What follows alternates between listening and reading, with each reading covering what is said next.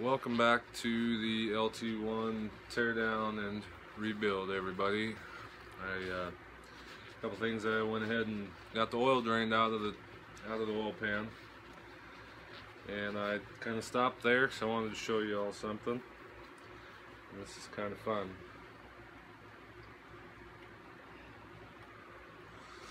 I don't know if you'll be able to see this or not with the light. If you can see, there's a bunch of silver streaks in that oil there. And what that is, that's all metal. Dump some out here on this little pan and maybe we can get a better look. But here is the drain plug. I don't know if y'all can tell. A bunch of metal shavings on top of it there. So it'll be interesting to see what we got when we open this truck up. Yeah, you're not really able to see the metal shavings and flakes and the oil here on this pan. But I'm going to drain the oil filter out, cut that open so we can see what's inside. That won't happen today. Right now, I think what I'm going to go ahead and do, get done, is just a couple things. I'll get the valve covers off, this water transfer pipe off the back. I'll get the distributor out, the intake off, and we'll see what we got in the valve train there.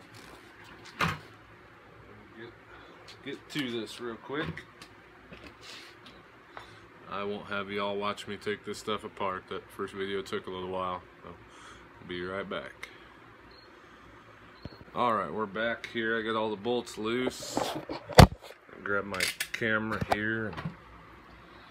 We'll start with the water pipe on the back. I don't know how well my light's gonna be, but here we go.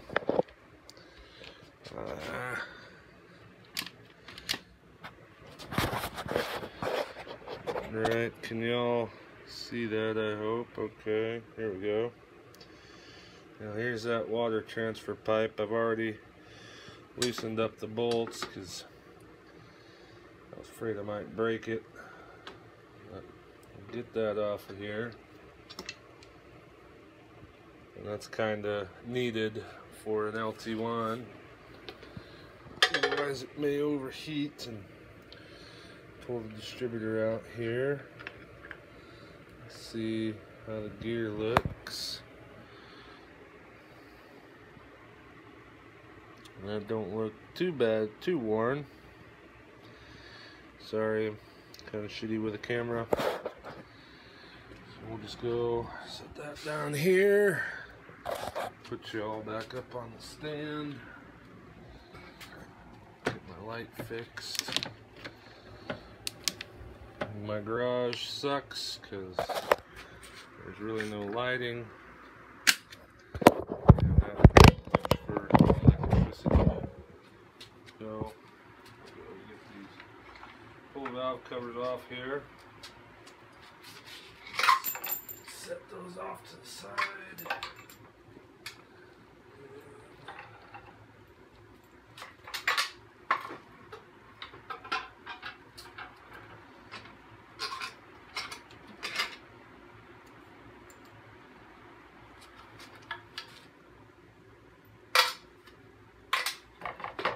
Okay, now let's see here. Need a light.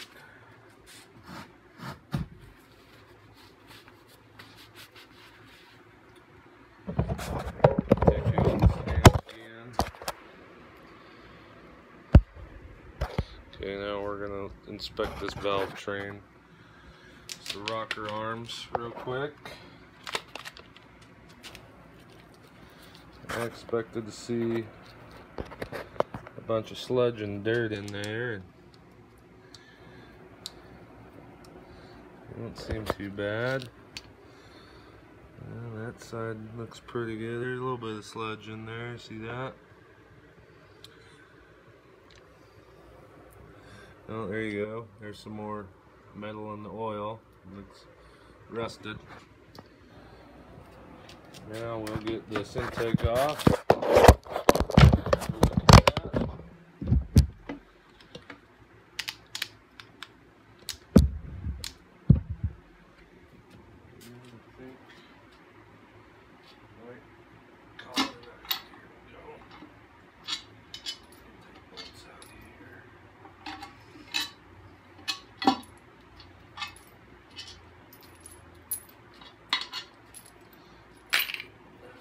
There.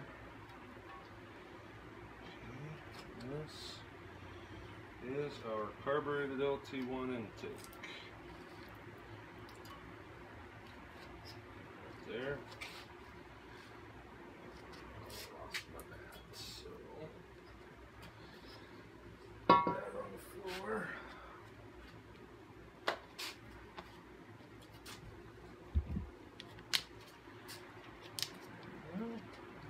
Too bad.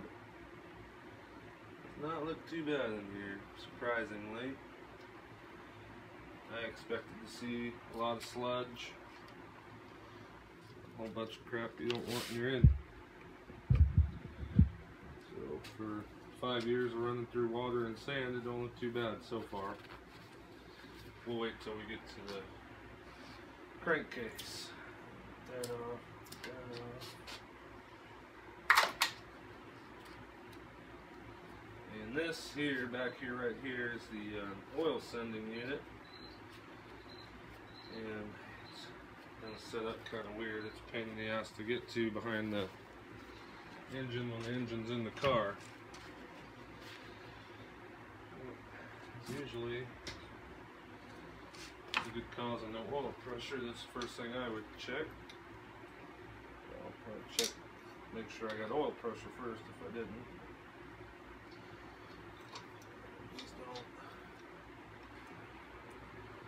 Let me find my 10mm wrench. We'll just pull that opti spark delete plate off real quick and call it.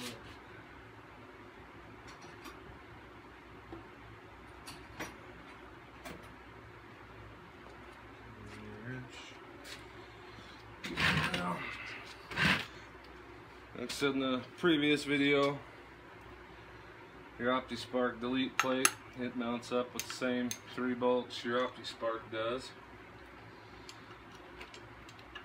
There's really nothing to it.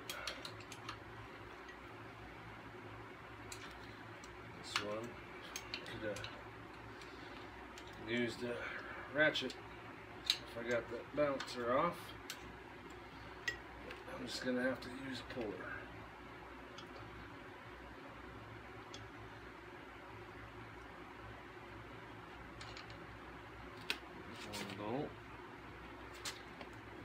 Going too slow with a wrench for me.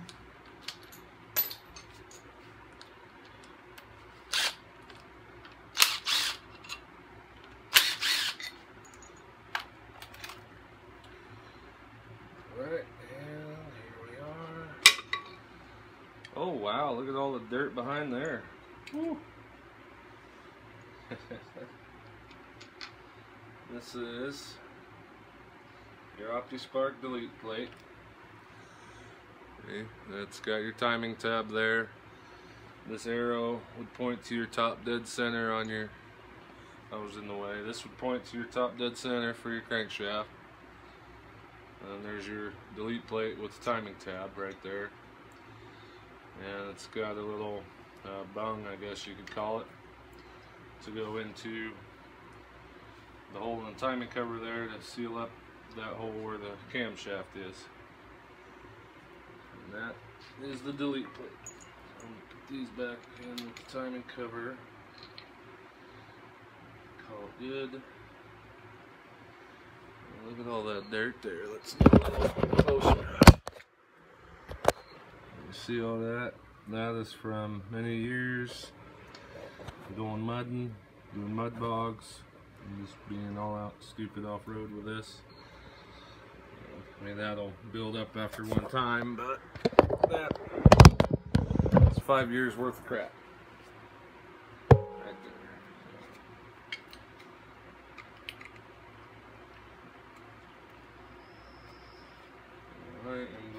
to beat on this a little more, I'm just gonna grab a actual sledgehammer and tap that off.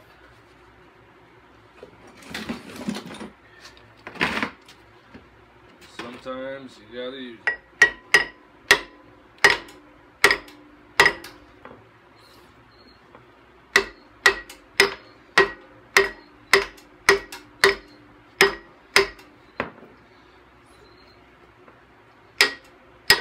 There she is. So like I said, when you put these together, you have it on top dead center. That's your top dead center mark, that arrow. And on the driver hub, it's got a little arrow or nub there to show you what top dead center should be. And I'm almost forgetting. Close your guards, I'd show you how to drain your block of antifreeze. And what you do is this here, the light probably can't see it because my lighting sucks, but right here, this is called a knock sensor, and that goes directly into a water jacket. And then on the other side, now with the OBD2 LT1s, they've got two of them. The other one would be here, in this little bolt. And that, take that out, and that would drain your other side, and it's about the middle of the engine block, down on the bottom side there, just above the oil pan. And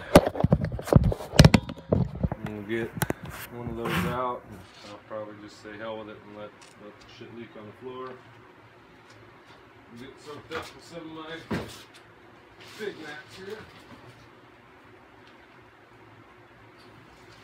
You guys are probably noticing, since I'm moving the camera around a little bit, my garage is a disaster. Got too much stuff, nowhere to put it. Alright, what size are we looking at for this knock sensor here?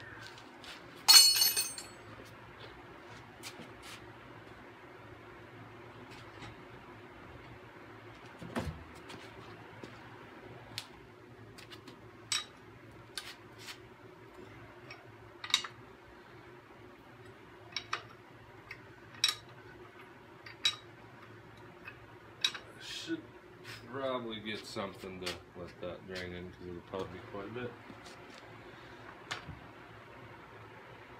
Oh, what do I have? What do I have?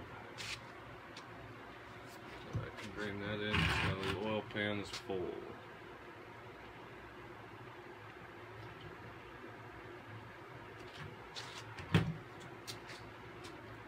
I don't think that I have anything I could use.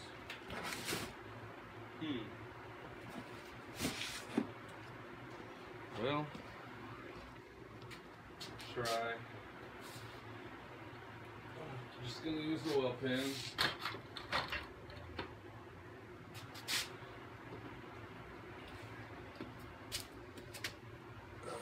And I'm gonna have to do the funnel since I'm on a storage stand and not an actual engine stand.